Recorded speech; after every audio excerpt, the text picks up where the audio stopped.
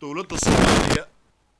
waxaa maanta magaalada Nairobi ee xarunta dalka Kenya lagu qabtay shir ballaaran oo lagu wada hadashiinayay Jamhuuriyadda Somaliland iyo waddankaasi Soomaaliya iyadoo shirkaasi ay soo qaban qaabiyeen mas'uuliyiin sarsare oo ka socda wadamada adduunka ugu waaweyn iyo sidoo kale hay'adaha caalamiga shirkaasi oo wafdiga ka socda Jamhuuriyadda Somaliland uu hogaaminayo wasiirka arrimaha dibadda iyo xiriirka caalamiga Professor Yaasiin Xaaji Maxamuud Xiir Faratoon ayaa ay ku yimaadeen xilligii loogu talagalay iyadoo sidoo kalena مسؤولينتي سرسرية كسعودي ودمدا أدونك وجوا وين يسدوا كله هيدا عالمي إيو مسؤولينتي سوق بنقابي شركة سنا أي حل جودي كوي مادين هسي شيء قرب كي كسعودي دولة الصومالية أيان هبيرات شركة سي كصوت ظاهرين يضو مركزي مسؤولينتي شركة سوق بنقابي سي باش عالم كا إيو مسؤولينتي كسعودي ودمدا أدونكو أنا يوتشوشين شركة سي إنه قبصومو هسي شيء شركة سي يضو مركزي وفتي كسعودي جمهورية الصومالي لأن هو قامنا يوسير كأرمها دبدو iyagoo ay halkaasi ku soo bandhigeen qodobadii uga diyaarsanaa shirkaasi iyo jantayaashii uga degsanaa halkaasina beesha caalamku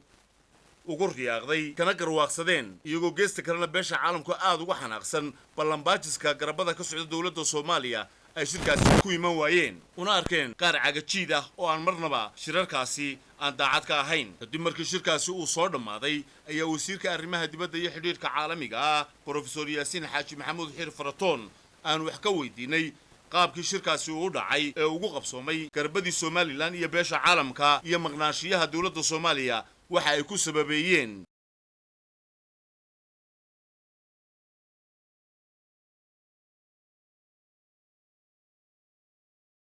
halkan Kenya aniga iyo wafti laba nooc kale ay ka mid yihiin baa halkan nimi waxaanu noo wada nimi casuumadna loo soo fidiyay oo ku saabsan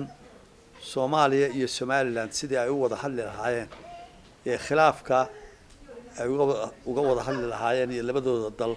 sidii xiriirkoodii ay meel xiriirkii ay uga wada hadli lahaayeen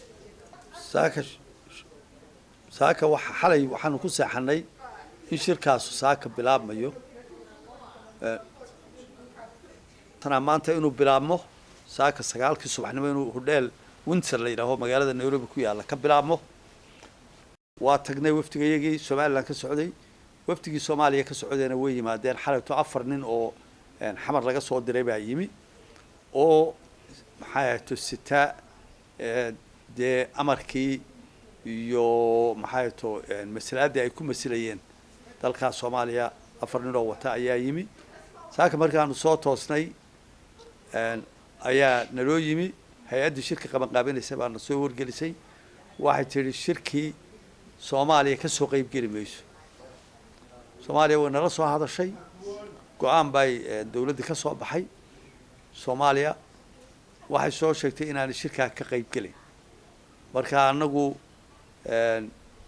diyaar baan nahay shirkaan u soo diyaar garoonay waxaan markaa weydiinay hay'addii wax sababa oo ay sidaa u yeeshay waxay noogu jawaabtay ilaa imika garan mayno shirka anagu markaa sidii aan ugu soo diyaar garoonay ayaanu kaga qayb qaadanay shirka waxa ka soo qayb galay dad badan oo ka tirsan international community-ga ama caalamka ka tirsan safaarado xafiisyo goboleedo diblomaasiyiin aad u fara badan hay'ado badan oo ay ka mid yihiin IGAD iyo EU-da wadamada yimi waxaa ka mid ah ee u soo dirsaday maxaato sara dalalka ay ka mid yihiin Sweden Ingiriiska Turkiga Switzerland waxay ahaayeen caalam ku soo talagalay in labada dal ee Soomaaliya iyo Somaliland wada hadalkood sidii loo bilaabi lahaa ama ay suurto gali lahayd ama dal waliba mowqifka uu taagay arrintaas sidii loo gali lahaa ee uu rabo in loo galo inuu soo bandhigo saasay u wada yimaadeen dhaxdin iyo qudhadkoodii iyo af kala qabad bay ku noqotay waxay qaadan kari waayeen oo la yaabeen bay ku noqotay anagu markaa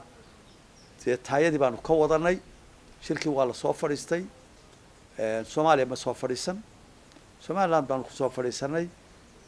annagu baana dhan dhageystay caalamkuna annagu markii si aan u arkanay waxaan u arkaynay